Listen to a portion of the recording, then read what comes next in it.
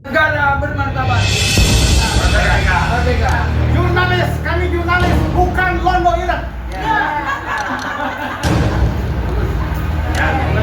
Oke. Itu orang baru. Jangan masih ada. Panggilan WhatsApp, ada WhatsApp juga dan sebagainya juga berujung pada peraturan dari Dewan Pers. Sebagian ada, sebagian lagi tidak, mungkin sebagian tidak ada yang menonton, sebagian tidak ada kurang paham.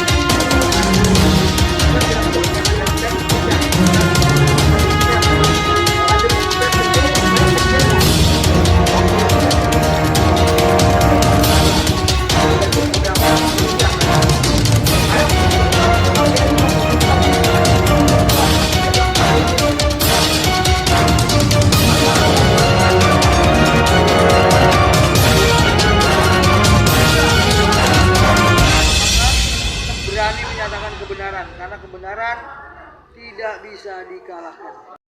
Panggilan WhatsApp, ada WhatsApp juga dan sebagainya hingga berujung pada peneguran dari Dewan Pers terhadap teman-teman semua. Mungkin sebagian ada, sebagian lagi tidak. Mungkin sebagian juga ada yang sudah di take down, sebagian juga ada yang masih belum di take down. Ukuran parameter apa saya juga tidak paham. Barangkali memang googlingnya cukup bagus, ratingnya cukup tinggi, itu mereka menyurati. Kita sepakat semua di sini memahami bahwa yang pertama, tempat ini adalah tempat orang-orang memiliki tempat akademisi yang memiliki kontribusi kepada negara. Kita semua paham bahwa kita adalah akademisi yang memang bergerak memperjuangkan, memberikan informasi kepada seluruh masyarakat dan memperjuangkan menegakkan keadilan terhadap masyarakat yang selama ini selalu cenderung menjadi korban.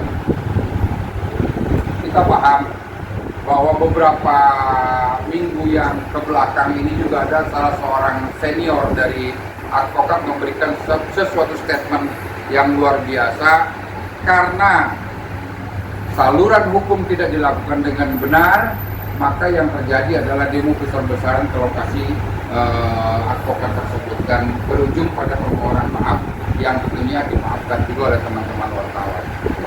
Nah, dalam konteks ini kami juga melakukan, kita bersama melakukan hal yang sama. Saya dipercaya untuk mengawal proses masalah hukum, perkara hukum yang dilakukan oleh terduga. Kita menyebutnya sebagai inisial IG, kemudian DS dan FJ. Nah, terduga tersebut memang kita adukan kepada Mabes Polri sebagai pihak-pihak yang mengintimidasi, mengancam, ada ancaman-ancaman juga meskipun tidak terlalu kuat ancamannya, tapi ada proses pengancaman, kemudian ada proses negosiasi, ada proses yang kemungkinan gratifikasi yang ujung-ujungnya adalah membungkam insan pers untuk menyampaikan informasi yang sebenarnya kepada masyarakat. Itu tindakan yang di luar koridor hukum. Kita paham, saya pikir semua, sekali lagi saya sebutkan bahwa kita semua akademisi. Jurnalis adalah akademisi. Kita pahami bahwa saluran yang benar adalah diberikanlah hak jawab. Kita memberikan berita, menyampaikan berita kepada masyarakat, dan hak dia sebagai orang yang merasa dirugikan memberikan hak jawab berupa klarifikasi kepada media yang bersangkutan. Tetapi hak itu tidak dipergunakan sebaik-baiknya. Maka dia melakukan hal-hal lain yang di luar koridor hukum. Satu, WhatsApp kepada beberapa teman media. Kedua, melakukan melakukan perbuatan tidak menyenangkan. Di antaranya disampaikan bahwa berapa sih lu dapat duit dari dia, gitu kan. Hadir sekitar 2.500 wartawan dan ada satu Papua yang mungkin dari kawan-kawan juga ada yang hadir. Nah, yang dipicu oleh sebuah keprihatinan tentang Dewan Pers. Ada pertanyaan, apakah memang Dewan Pers ini kita butuhkan?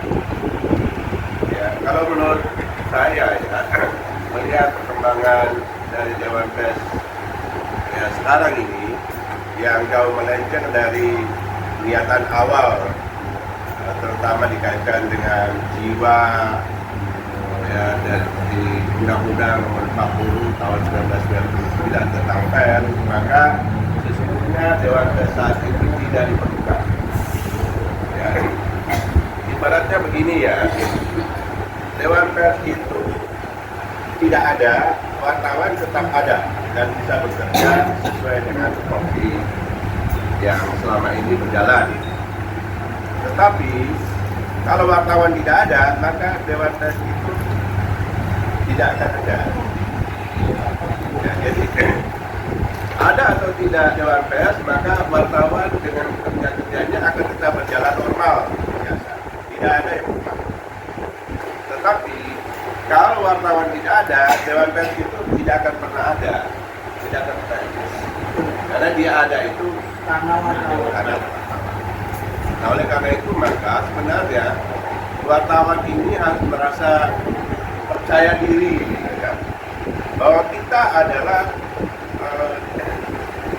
raganya dan jiwanya Dewan Pers.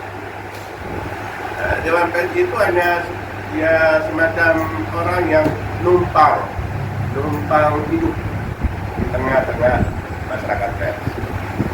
Sebab kalau dia tidak ada wartawan, dia tidak akan pernah hidup, tidak akan pernah eksis. Oleh karena itu maka saya berharap kawan-kawan jangan pernah takut, ya, jangan pernah khawatir.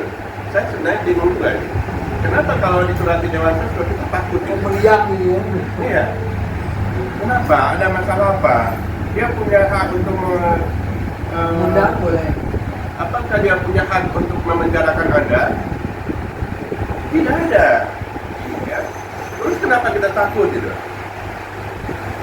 Dan polisi-polisi kita pun sekarang juga ya tidak perlu kita takuti karena mereka itu adalah pelayan kita itu ya. Ibarat itu kalau saya katakan itu keset lah buat saya. Pelayan, budak, apalagi istilahnya yang lain. Mereka kita gaji dan melayani kita untuk semua kebutuhan pelayanan, mungkin pelayanan perlindungan, pelayanan keamanan dan lain sebagainya kita butuhkan. Saya direktur LBH Pers Indonesia, bukan direktur Majelis Pers ya. Majelis Pers itu saya sekjennya. Majelis Pers Indonesia. Sejak tahun 99. Direktur LBH Pers Indonesia saya. Saya sebagai juga pemimpin redaksi Jakarta TV.com. Jadi ada 4 media saya. Saya nggak tahu mau bicara konteks apa karena di otak saya ini terlalu banyak, Pak. Dua-duanya anak kita semua. Iya, kita mau bicara tentang medianya, masalah wartawannya, perusahaan persnya, maupun dari organisasi bantuan hukumnya. Karena saya hari juga terima pengaduan masyarakat selaku direktur LBH Pers. Kalau terkait pemberitaan begini lah, masalah-masalah yang sampai-sampai sedikit udah ada apa, oleh teman-teman sedikit ya, ada pemahaman sedikit. Tapi yang perlu saya gariskan kepada teman-teman bahwa pegangan daripada pers itu cuma 2. Kuasa itu undang-undang pers tahun 99 nomor 49 tentang pers yang ada 20 pasal dan kode etik yang cuma 11. Kan di situ kita punya payung hukum kita. Jadi kalau keluar dari konteks itu kita nggak usah kita abaikan. Nggak usah kita abaikan, kita biarkan aja. Karena kita bukan termasuk dalam kategori melaksanakan suatu perbuatan hukum yang mengundang mensreanya ada, lihat hukum kita mau ini tidak ada itu bohong. Cuma kita kata ketakutan aja. Ngapain takut sih? Seperti dikatakan tadi. Kalau kita benar, jangan takut. Sedangkan orang salah aja berani, apalagi kita benar. Itu prinsip harus dipegang. Kalau kita benar, kenapa kita harus takut? Orang salah baru takut, tapi orang salah aja berani, apalagi orang benar. Nah itu. Saya bicara agak keras sedikit ya, supaya jangan kita mengantuk dan kita terbuka. Karena orang Indonesia itu ada kalanya kalau dengan bicara yang pelan begini-begini, itu dia ngantuk. Tapi kalau bicara tegas, tegas itu Kaget. kaget dia, karena mungkin kelamaan dijajah juga ya. Bisa tertekan gitu kan, tapi ini saya nggak tekan, maaf. Ini kalau dengan semua ini ya. Ada teman-teman saya ya, Pak Pandang, Pak Jatuto, Pak Wilson, Hidup Pak. semua jadi hidup ya, Pak Dodi. Tentang saya kan, kita ini diskusi aja. Apa yang ada di pikiran kita, itu yang kita sampaikan. Terkait dengan undang-undang pers, dengan peran Dewan Pers sendiri, nggak usah takut untuk sampaikan. Sebagai contoh, saya juga diangkat oleh teman-teman media dari Permain, tadinya di gedung Dewan Pers tahun ketiga. Jadi saya kasih informasi, saya berkantor di gedung Dewan Pers sejak tahun 99 sampai terakhir tahun 2019 saya diusir udah kan, karena saya melawan sama Dewan Pers. Jadi sejarah Dewan Pers itu saya di luar kepala semua itu, mulai dari Pak Makusuma tahun 2000 ya sampai 2003, terus ke Pak Ikhlasul Amal, Profesor, terus ke Pak Bagaimana, terus ke Pak Yosef sampai ke sekarang sudah 8 kali itu. Saya mau sampaikan teman-teman, saya itu yang pertama kali mendemo Dewan Pers, supaya kalian catat. Yang pertama kali mendemo Dewan Pers itu saya, karena saya berkantor Dewan Pers di lantai 9 tahun 99. Saya mendemo itu Pak tahun 2006. Saya demo masih Pak Profesor Ikhlasul Amal. Karena apa saya demo? Mereka itu mengharuskan itu namanya UKW. Sementara UKW itu orde baru. Di zaman reformasi nggak ada. Dan saya ikut membahas itu. Sejak tahun 1999 sampai 2006. Nggak ada itu masalah UKW. Cuma saya buka aja, satu aja. Kalau ada di sana kita berbuat ini. Kalau perlu kita bangunkan tuh orang. Tanda kutip itu yang udah mati. Mereka bisa saksi atau ada bukti yang lain. Nggak ada itu, kita mati semua itu. UKW apa itu orde baru. Nggak ada itu UKW segala macam. Ini zaman berubah bos, berubah zaman, berubah. Ini nggak lama ini 3-4-5 tahun lagi selesai, ganti lagi generasi. Dan kita mendengarkan legacy kepada generasi yang akan datang dengan suatu pemikiran yang rumah segala macam. Jadi bicara konteks ini, ya saya terus terang memahami banget secara psikologi, ya. Di teman-teman di Dewan Pers itu saya tahu dan saya sering berdebat dengan mereka. Artinya pada lalu itu. Pendapat Bang Lemens dari LBF Pers untuk menggeruduk kantor pengacara Iki Gulagin seperti apa Bang pada hari Selasa depan Bang? Ya kalau teman-teman mau menggeruduk sana ada satu kemauan itu hak setiap orang ya. Iya. Nggak saya nggak ada bisa larang. Iya. Silakan saja. Ya. Saya bertanggungjawabkan. Iya. Saya dilawan. Gak usah takut berarti Bang ya? Nggak usah takut, apa mau takut sih? Yang penting bukti-bukti ada Ada bukti fakta segala macam bisa dipertanggungjawabkan secara hukum. ada dugaan untuk ada dugaan mungkin mengintimidasi dan melakukan penyuapan itu dilaporkan boleh. Dilaporkan secara hukum boleh itu Bang? Boleh. Setiap warga. Mereka salah itu. Makasih Bang. Makasih Bang. Terkait nanti aksi solidaritas dari rekan-rekan wartawan ke kantor Peradi Oto Hasibuan pada hari Jumat minggu depan seperti apa nih Bang? Pendapat dari Bang Jali nih. Ini persoalannya kan teman-teman media nih, teman-teman media yang diduga dilakukan intimidasi oleh salah satu anggota Pradi berarti kan. Jadi teman-teman media mungkin ke seluruh penjuru nih dia lakukan kan. Dia sudah laporkan ke Baris Krim Polri kemarin saya ikut, kemudian juga ke tempat yang lain dan ke kantor Pradi.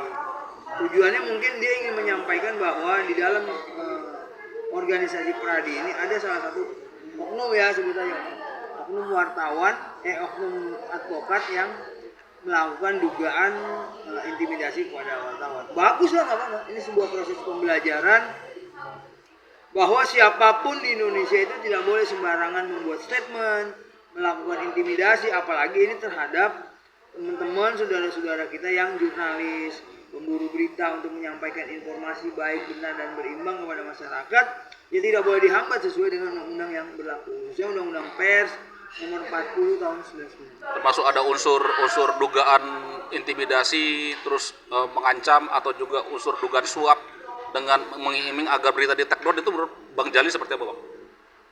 Oh salah, itu salah besar lah kalau mau dibayar itu suruh take down. Emang siapa nggak boleh? Tidak boleh berita yang sudah dirilis itu dicabut kembali, dihapus atau yang dikenal take down ya.